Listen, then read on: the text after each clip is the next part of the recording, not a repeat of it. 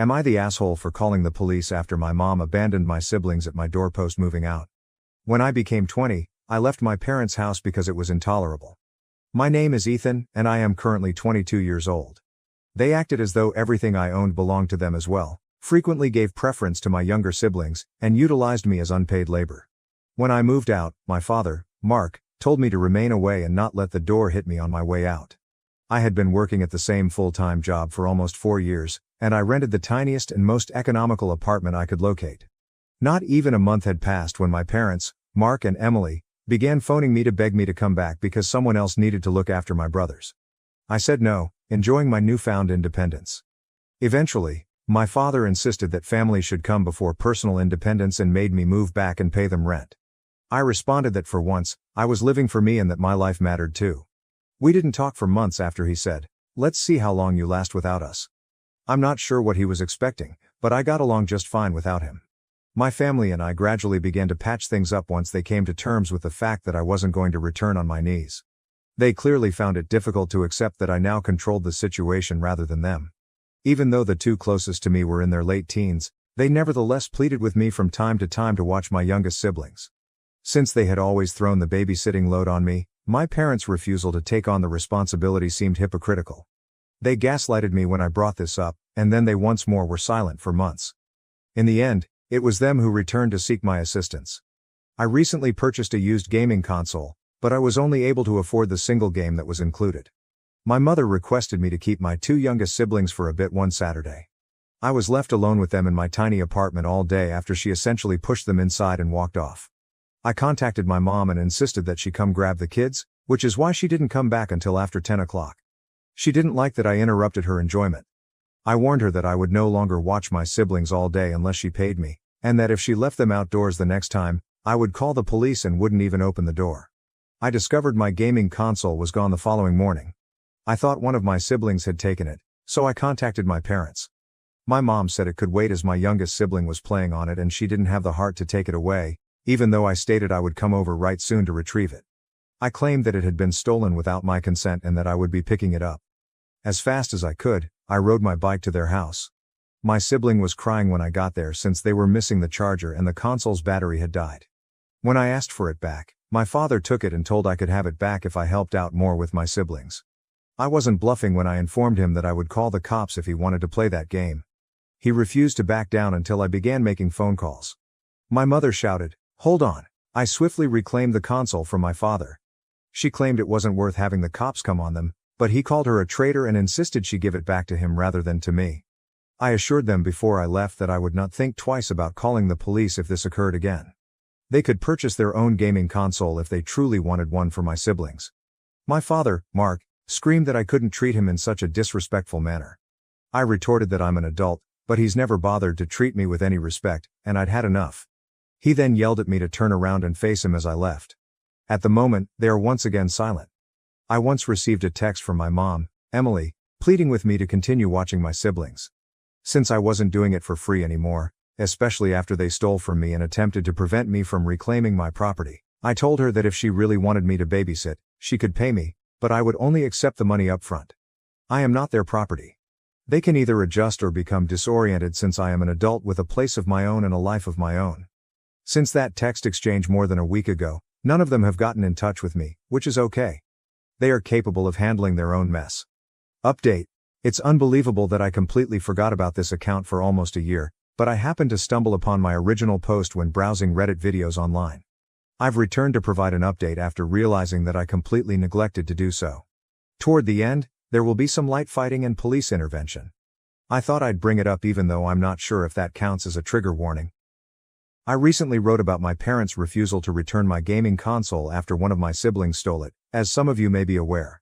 If my parents ever drop my younger siblings off at my door without asking again, a lot of commentators advise contacting the police or CPS. I waited and waited, but it had been around 3 months since my mother had last called, and I wouldn't watch my siblings for free. Then it came at last. When my parents unexpectedly called to ask me to watch the kids, they pretended if the previous console incident had never occurred. I informed them that it had to be a day when I was off from work and that I would not babysit unless they paid me. I no longer had Saturdays off due to a change in my schedule. Since they most frequently asked me to babysit on Saturdays, I really asked my boss for it.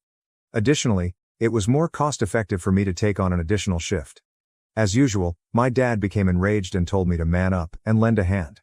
As he usually promised to do at my age, I pointed out that he should stop acting as though he controlled me and that, in a technical sense, I was manning up for myself and my own life.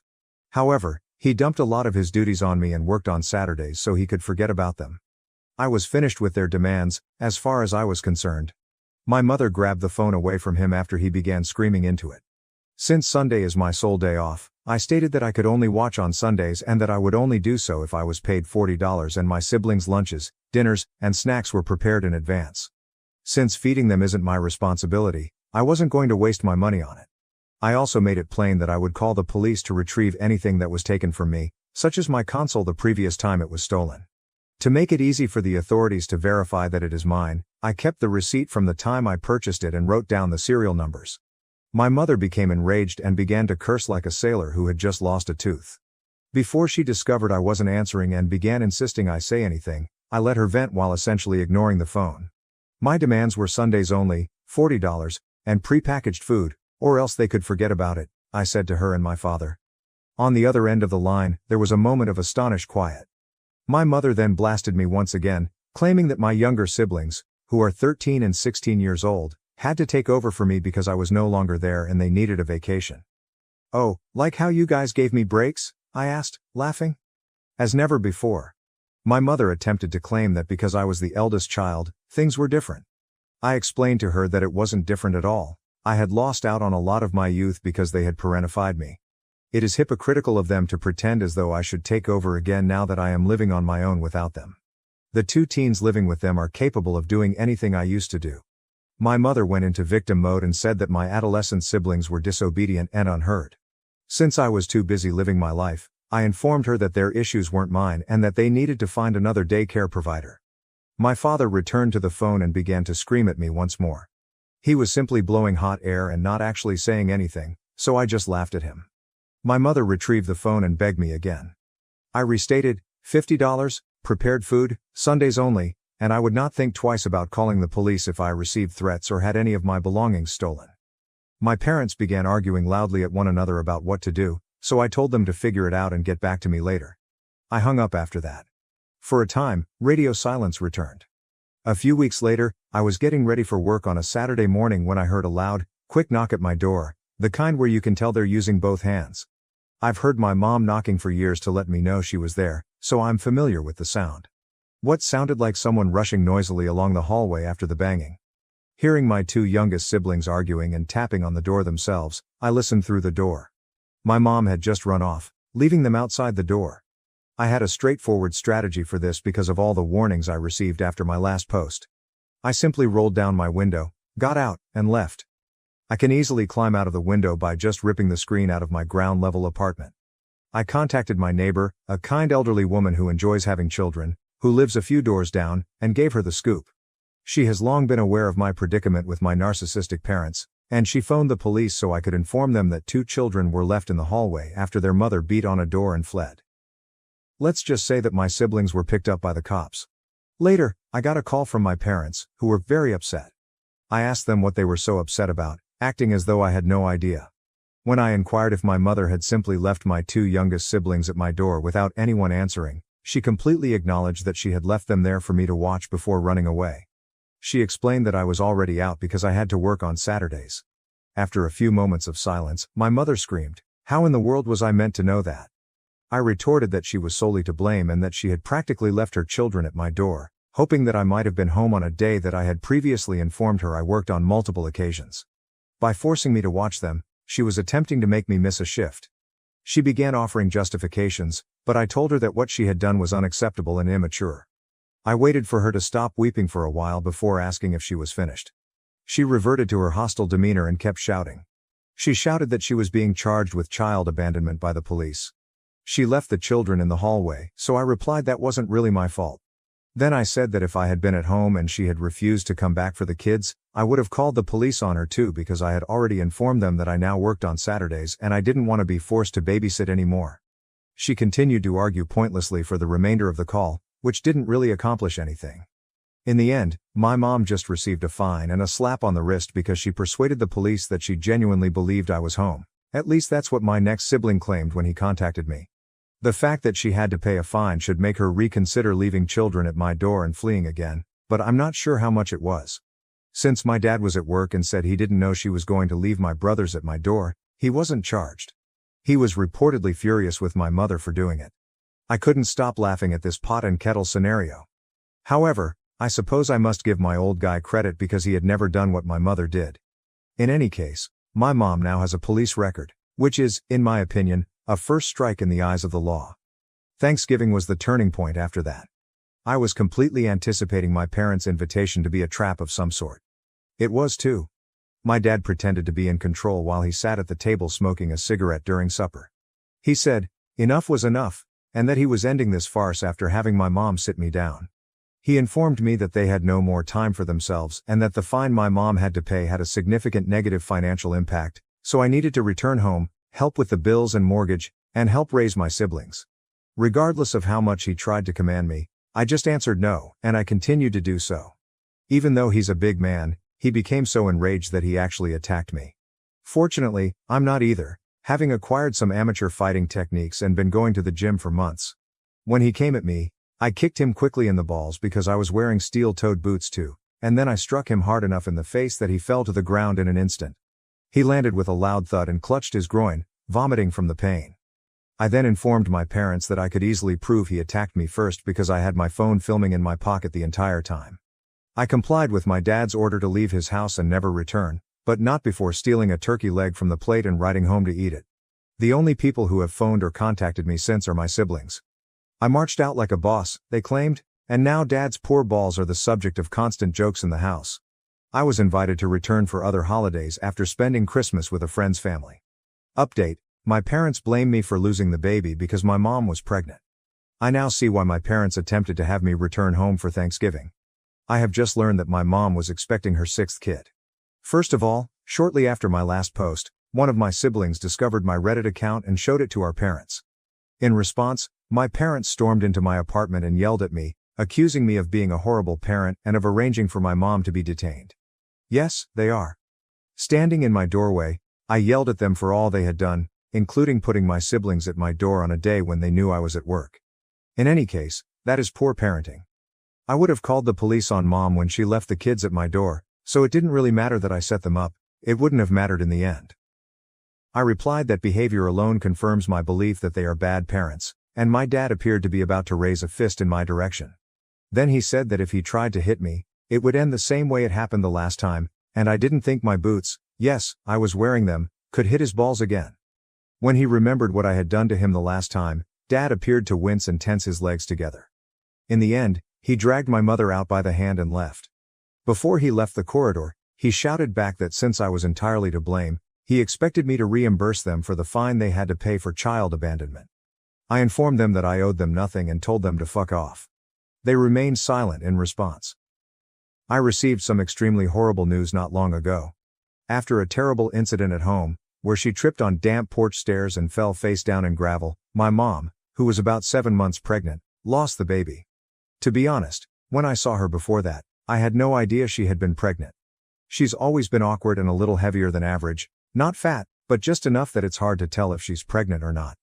She definitely wanted someone to blame because this was her first miscarriage, which is heartbreaking.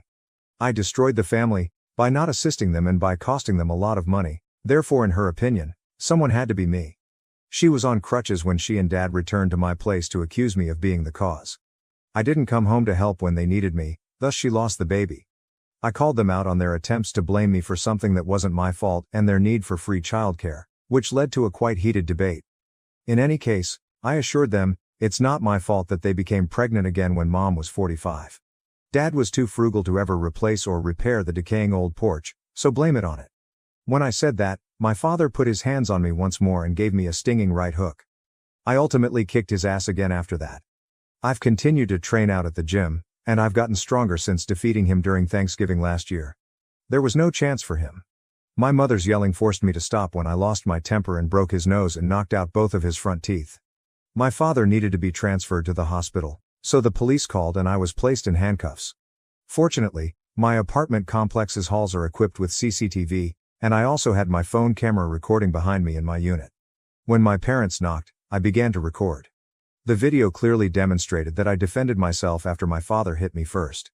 Since it was deemed self-defense, I'm basically safe, but now my parents want to sue me for my dad's medical fees and the fine they had to pay earlier.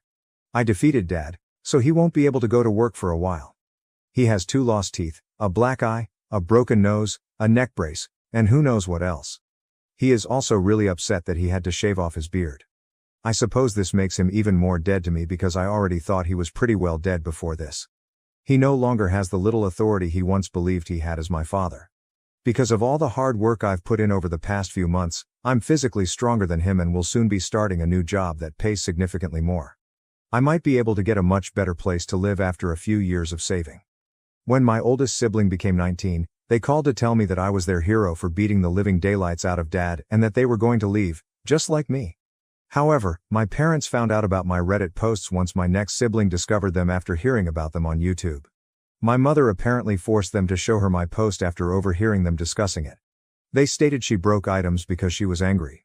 My siblings have expressed regret for letting Mom and Dad know, and they claim that if they had realized Mom was listening, they would never have brought it up. Additionally, both have expressed their happiness that there won't be another child. They already have to handle a lot of my parents' babysitting, which they detest. They acknowledge that they first blamed me for leaving, but they now understand that you have the right to choose your own path as an adult. Whether my parents will actually attempt to sue me is still up in the air, but I believe I can state that if they do, it will be a loss for them. My friend's uncle is a lawyer, and he promised to defend me in the event that my parents filed a lawsuit. He adds that since it was self-defense, they don't have much of a case. To my folks, who will most likely see this, leave me alone, please. That's all I have to say. My siblings and I are not your property, and I will assist them in leaving your home when they are old enough to do so at the age of 19. Both of you have always been self-centered egotists. It's not my fault that Mom lost the baby, and it's not my fault that you struggled so much without me around to watch your kids for free. Think of that smashed nose and missing teeth as a good excuse to avoid me in the future. Remember that because of you two, I have only told you a small portion of the nonsense that occurred in my life. I could share story after story about the events in my early years if I so desired. However, I wouldn't be satisfied with it. So please, don't bother me. P.S. Yes, my mom had to give birth to a stillborn baby at the hospital, but I wasn't going to bring it up earlier. According to my siblings, my parents had a secret funeral among themselves, and Mom brought home a little urn that she keeps in the bedroom. After leaving with the urn for a few hours, they returned intoxicated. My mom spent over 6 days in the hospital due to whatever injuries she sustained in the fall. I've contacted my siblings for further information. Someone asked if she had been shoved. I'm now doubting that myself. The only excuse I could come up with was that Mom was in a hurry to be somewhere when she slipped and fell off the porch. I've heard of folks suffering more severe injuries in more foolish ways. When I researched the cremation procedure, I found that it would take 8 to 12 days to obtain the ashes. This indicates that the urn they brought home was empty. I'm completely perplexed. However, my parents' funeral took place a few days after Mom left the hospital. Until the day of their small funeral, my parents kept that urn in the bedroom. They may have collected the ashes by then, I suppose. Perhaps it explains why they returned home intoxicated, but this situation is so strange and twisted that I'm having a hard time thinking about it anymore. Revise posting again so soon feels strange. I mentioned in my last post that my mom had a recent miscarriage following a serious fall. I had a bad feeling about the information I was given. I concluded that going directly to the source was the only way to obtain the truth after reading all of the comments I had gotten about it. I visited my parents on Sunday. They both appeared to be in terrible shape and were at home, sleeping. In addition to using crutches to walk more than a few steps, my mom appeared to be very exhausted. I saw that she had numerous bruises and bandages on her face from the fall a few steps from the door. My father. To find out how he appeared, read my previous post's depiction of him following the thrashing I inflicted. When I arrived, my parents were blown away. I insisted on knowing if there was ever a baby or if this was all a pathetic attempt to coerce me into returning home. After what happened, my dad claimed I had a lot of guts to show there and let myself in. However, my mother sobbed as she revealed that she had actually been pregnant. She stumbled into the bedroom and picked up a little urn that seemed really elaborate. It was filled with ashes. They didn't smell like anything, even when I looked to see if they resembled cigarette or barbecue ashes. I didn't really smell anything at all. Even though I had looked online and saw that it takes at least 8 to 12 days to get the ashes returned, I questioned why they brought the urn home and said that the ashes were already inside. Mom had spent no more than 6 days in the hospital. According to my mom, they purchased the urn online with the hope of retrieving the baby's ashes upon visiting the crematorium.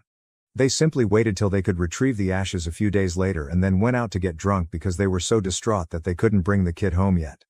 Mom said she begged the crematorium to do things a little faster. Her eyes were filled with real tears. Although I've witnessed her crocodile tears numerous times, this one didn't appear to be that. I learned more about my mother's fall and what transpired. She was late for her appointment with her physician, an OB/GYN, or whatever they are called. Mom clarified that she was attempting to get out to her appointment after oversleeping during her nap. Then, as she attempted to down the stairs, she slipped on a toy. About 3 years ago, the porch's guardrails deteriorated and snapped off, and Dad never restored or repaired them. Mom had nothing to cling to then. She fell straight off the porch, hitting the ground with her face and belly first. She even showed me the marks from her landing all over her stomach. She informed me that the child would have been a male. There would have been one more brother in addition to my 2 brothers and 2 sisters. Then Mom told me that because of her age and past injuries, a doctor advised her not to try to conceive again since her body might not be able to take it. It wasn't any easier to hear in person, but I kind of assumed that was the case after some individuals messaged me about it.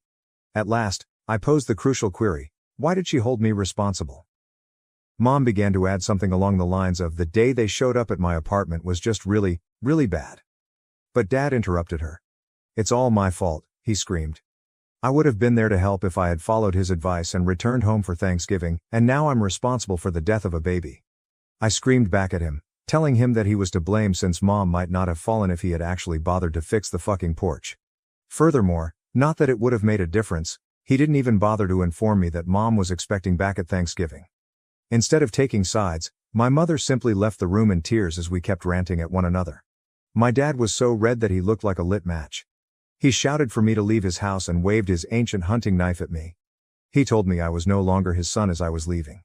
He was always a bad father, so I informed him that I hadn't seen him as a father in years. I told him before I left that I would be requesting a restraining order and that he would have to deal with the authorities the next time he attempted to harm my siblings in the same way that he had done me. He will lose more than a few teeth, and if he attempts the same nonsense with my siblings as he did with me, I won't think twice about calling the police or CPS. He swore at me from the front door, saying things like, "You son of a..." I retorted that that was a slight to Mom, and he became enraged once more. After that, I saluted him with one finger and rode off on my mountain bike. So, I suppose that's the best response I can give someone. I'm not sure what the truth is if this isn't it. Does it matter now though? As soon as possible, I'm going to file for a restraining order, and once I start earning money from my new work, I'll be seeking to transfer apartments. After this, I'm not sure whether I'll feel like updating again. Unless my parents do something horrible to my siblings, I think I might be done here since I'm just going to be depressed thinking about all of this. I hope I've made my message clear to them. Even though I've already given Dad 2 beatings, he still held that knife with a hint of fear. He thought he was staring at a monster. Perhaps he views me as a monster, but if that means he never harms my siblings, then that's okay. Sir, he will be the monster.